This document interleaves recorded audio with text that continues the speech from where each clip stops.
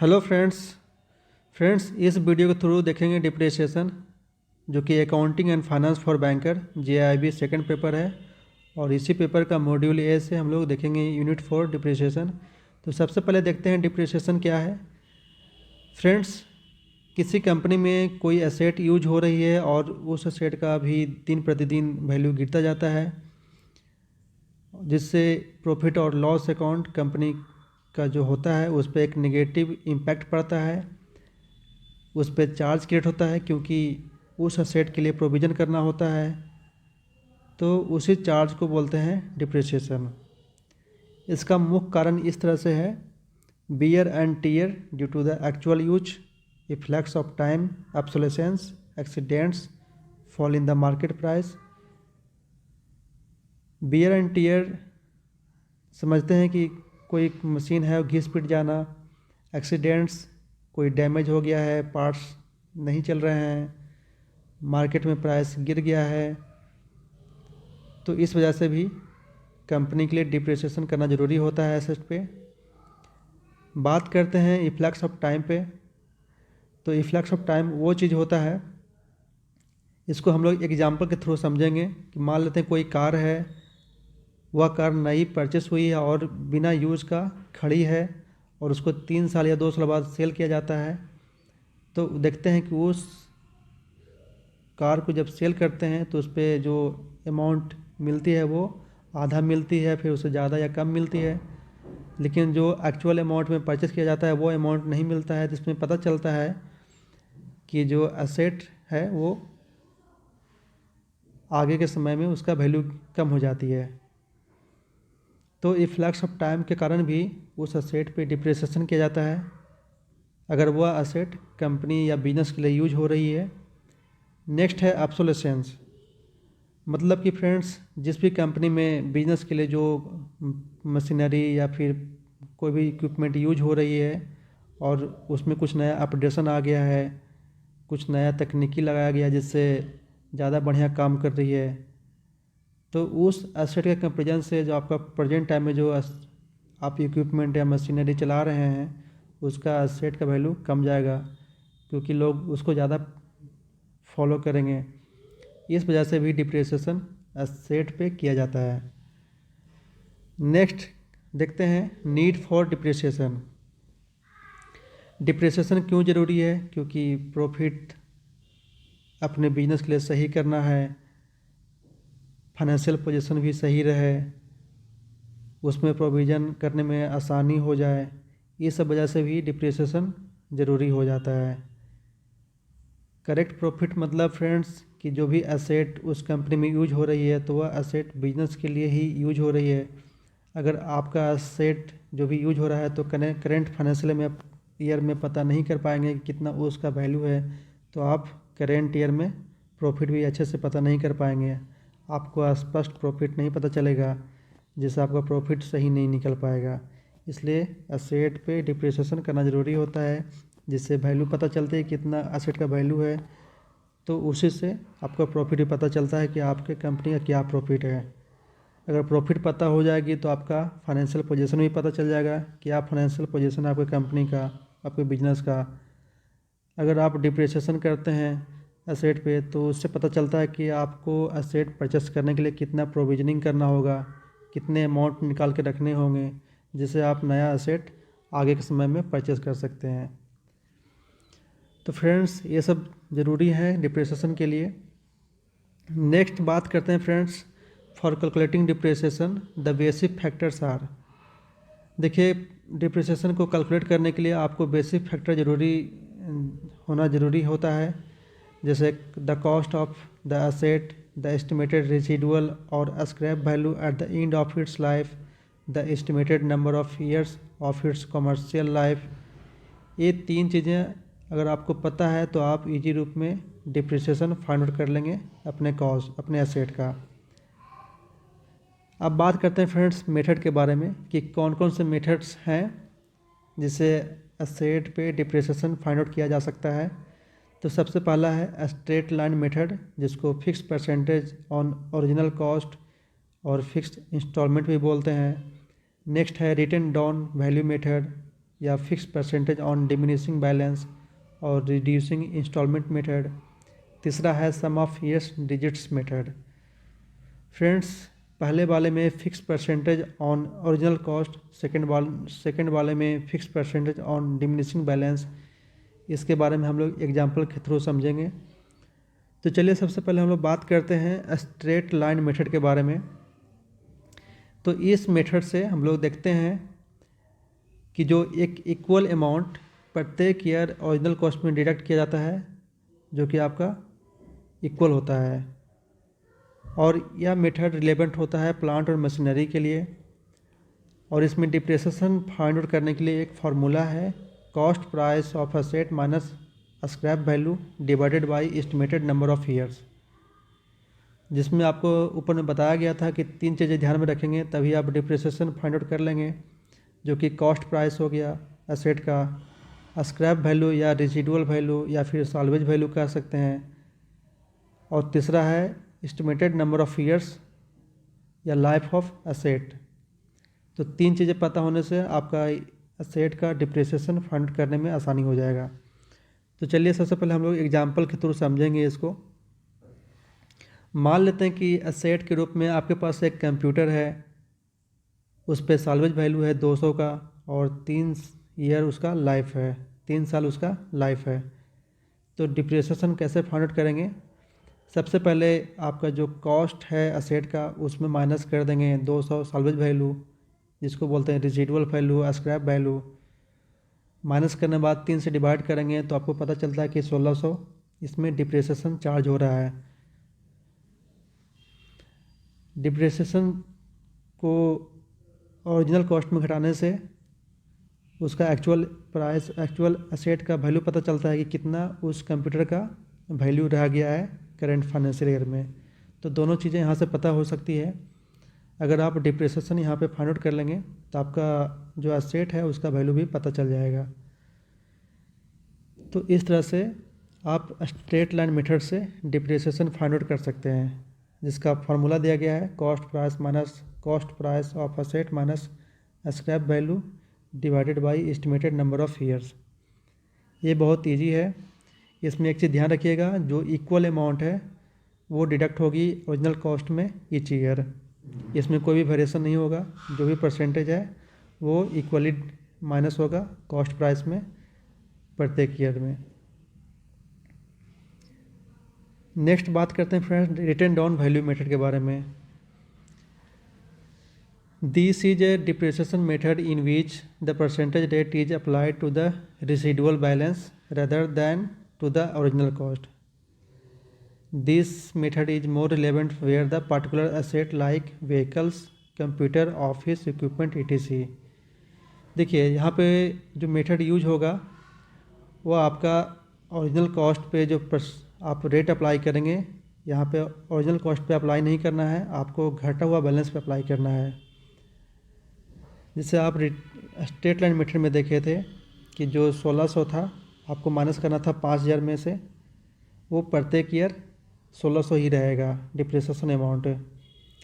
लेकिन इसमें क्या होगा, जो भी यहाँ पे डिप्रिसिएशन अमाउंट होगा वो घटने बाद वो फिर से नया जो अमाउंट घट के आएगा उसमें से आपको डिप्रिसिएशन घटाना है। आपको फिर से मैं बता देता हूँ कि स्ट्रेट लाइन मेथड में जो 1600 आया है एक ईयर के लिए आया है, जो कि 5000 में से 1600 घटा देंगे तो आपका एक पर्टिकुलर ईयर के लिए कंप्यूटर का वैल्यू रह जाएगा। नेक्स्ट ईयर में फिर जो 5000 से में 1600 घटाएंगे तो फिर सेकेंड ईयर के लिए हो जाएगा। मतलब 1600 ही डिप्रिसिएशन इसमें फिक्स रहेगा, प्रत्येक ईयर 1600 माइनस होगा। लेकिन रिटन डाउन वैल्यू मेथड में क्या होता है, चलिए हम लोग एग्जांपल से देखते हैं कि कोई असेट है उसका ओरिजिनल कॉस्ट है 20,000, उस पर रेट ऑफ डिप्रिसिएशन 20% है। तो हम लोग को पता यहाँ पे करना है कि 5वें साल में उस असेट पे कितना वैल्यू रह जाएगा, उस असेट का कितना वैल्यू रह जाएगा 5वें साल में। तो चलिए सबसे पहले फर्स्ट ईयर की बात करते हैं। यहाँ पे डिप्रिसिएशन रेट दिया हुआ है 20%। तो 20,000 पे 20% अप्लाई करेंगे तो यहाँ पे 4,000 आया, जो कि डिप्रिसिएशन अमाउंट है 4,000, और उस 4,000 को माइनस कर देंगे 20,000 में, तो यहाँ पे निकल आएगा आपका 16,000, जो कि आपका पहले ईयर में जो एसेट का वैल्यू है वो हो जाएगा 16,000। अब फ्रेंड्स यहाँ पे 16,000 में हम लोग अप्लाई करेंगे 20%, ना कि फिर से अप्लाई करेंगे 20% 20,000 पे, ठीक है। लेकिन स्ट्रेट लाइन मेथड में क्या था कि 1600 जो हम मेरा डिप्रिसिएशन अमाउंट आया हुआ था वो फिक्स था, उसी अमाउंट को हम लोग को जो ओरिजिनल कॉस्ट दिया हुआ था 5,000, उसी में से हम लोग को माइनस करना था। लेकिन यहाँ पे क्या हो रहा है कि यहाँ पे 20,000 में से माइनस नहीं करना है, हम लोग को जो प्रीवियस आता है, जो भी बैलेंस प्रीवियस ईयर आता है या डिमिनिशिंग बैलेंस होती है, उस पर हम लोग को डिप्रिसिएशन चार्ज करना होता है रिटन डाउन वैल्यू मेथड में। तो जो आपका 20,000 था उस पर 20% डिप्रिसिएशन चार्ज क्रिएट हो गया, जो कि आया 4,000, उस 4,000 को माइनस करने पे आया 16,000। तो आपका जो फाइनली उस ईयर में पहले ईयर में जो एसेट का वैल्यू हुआ वो हो गया 16,000। अब आपका एसेट का वैल्यू 20,000 ना होकर के 16,000 हो गया। आपको नेक्स्ट ईयर में 16,000 पे ही 20% रेट अप्लाई करना होगा। तो 20% जो अप्लाई करेंगे 16,000 में, तो आपका निकल आएगा 3,200। जैसे यहाँ पे देखिए, यहाँ पे निकल आया आपका 3,200।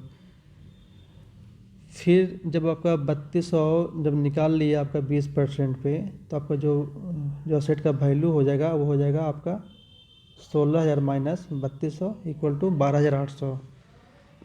तो आपका सेकेंड ईयर में आपका जो एसेट का 20,000 दाम था वो हो गया आपका 12,800। आपको थर्ड ईयर में फिर से अप्लाई करना है 20%, जो कि 12,800 पे करना है, और ये आपका निकल आया 2,560, जो कि डिप्रिसिएशन अमाउंट है। और इसी डिप्रिसिएशन अमाउंट को हम लोग को माइनस करना है 12,800 में से, जो कि निकल आएगा 10,240, ठीक है। तो ये थर्ड ईयर आपका जो एसेट था 20,000, सोचिए कितना घट गया, 10,240 रुपया आ गया, जो कि उस एसेट का दाम था पहले ईयर में 20,000, ठीक है। अब हम लोग को फोर्थ ईयर में पता करना है। देखिए फोर्थ ईयर में जो आपका अमाउंट था 10,240, जो प्रीवियस ईयर था उसी पे हम लोग को 20% अप्लाई करना है फोर्थ ईयर के लिए, जो कि आपका आ गया 2,048 रुपया। और आपका जो एसेट का वैल्यू हो गया फोर्थ ईयर में 10,240 माइनस 2,048 इक्वल टू 8,192 रुपया।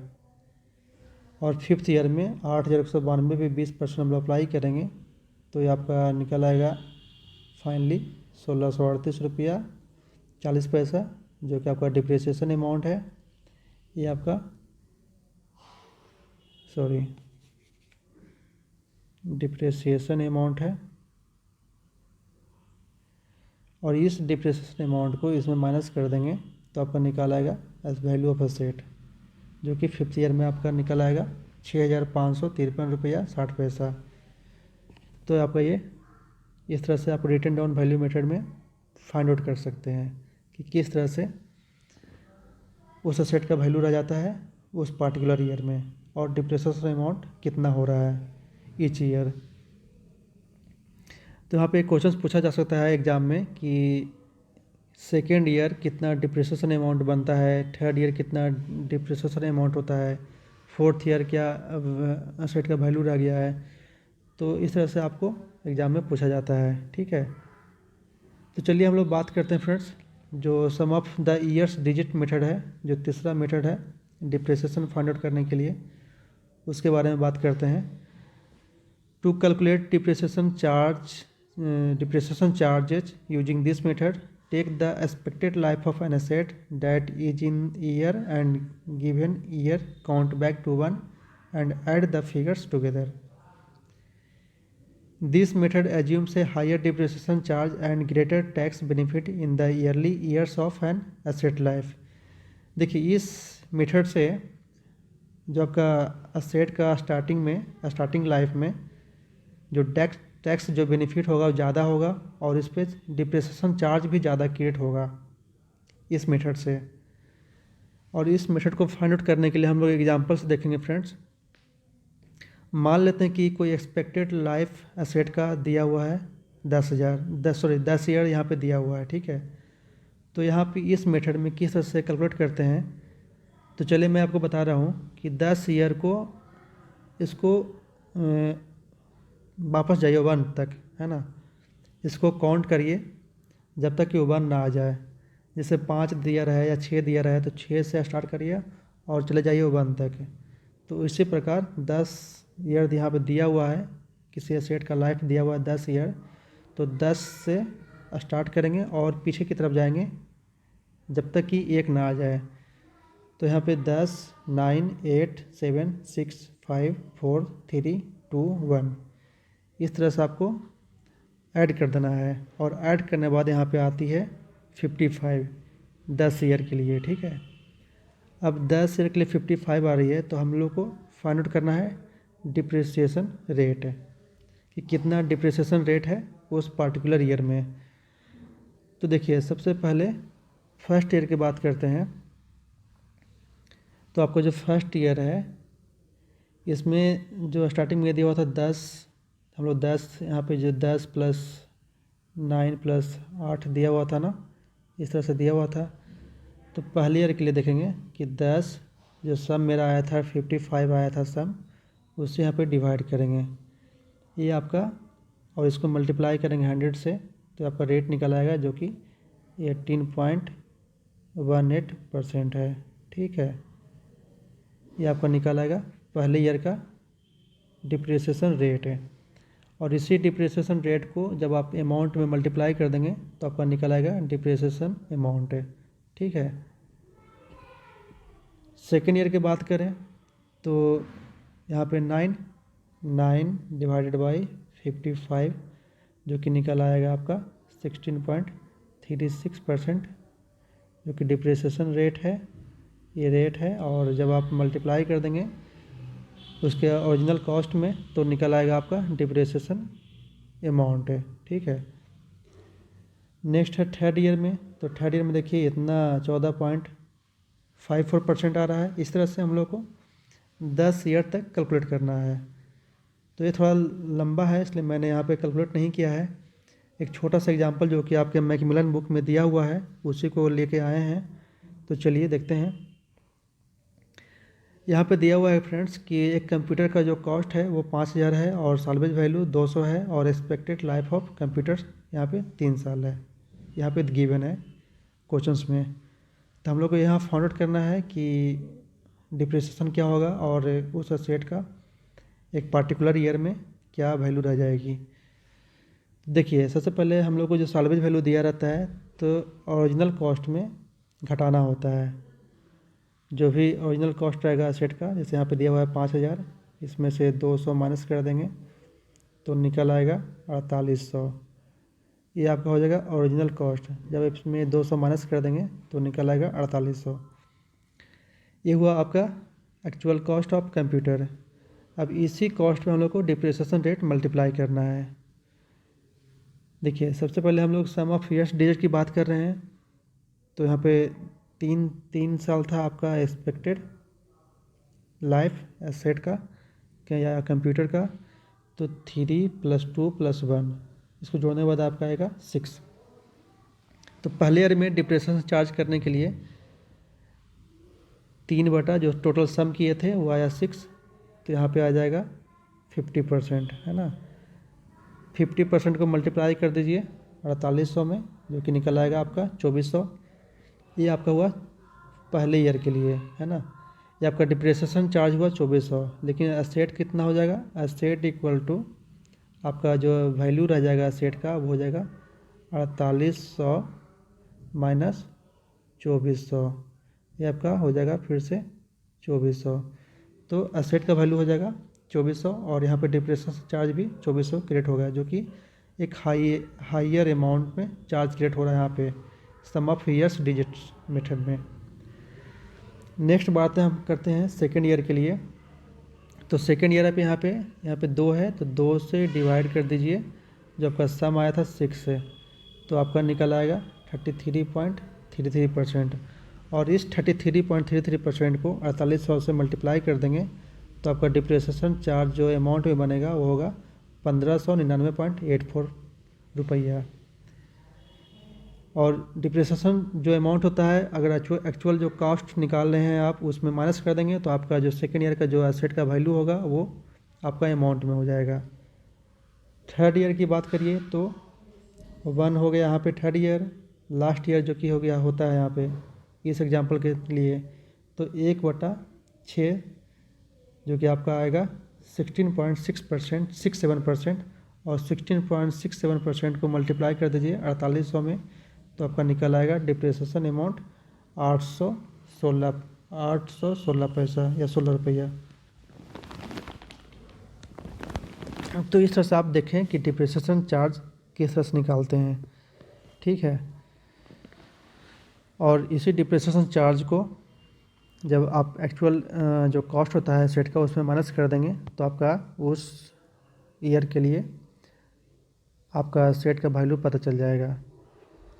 तो फ्रेंड्स ये रहा आपका कुछ इम्पोर्टेंट कंसेप्ट अबाउट डिप्रिसिएशन और कितने मेथड थे हम लोग इस वीडियो के थ्रू जाने कि यहाँ पे 3 मेथड है, written down value method, straight line method और sum of years digits method. तो ये तीनों इम्पोर्टेंट मेथड है और यहाँ से क्वेश्चन हमेशा पूछा जाता है फ्रेंड्स हम लोग नेक्स्ट वीडियो में इस पर कुछ इम्पोर्टेंट न्यूमेरिकल है वो देखेंगे और इस पे बेस्ट कुछ ऑब्जेक्टिव क्वेश्चंस पूछा जाता है वो भी देखेंगे।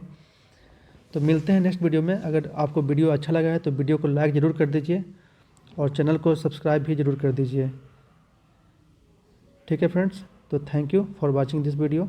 मिलते हैं नेक्स्ट वीडियो में। Thank you.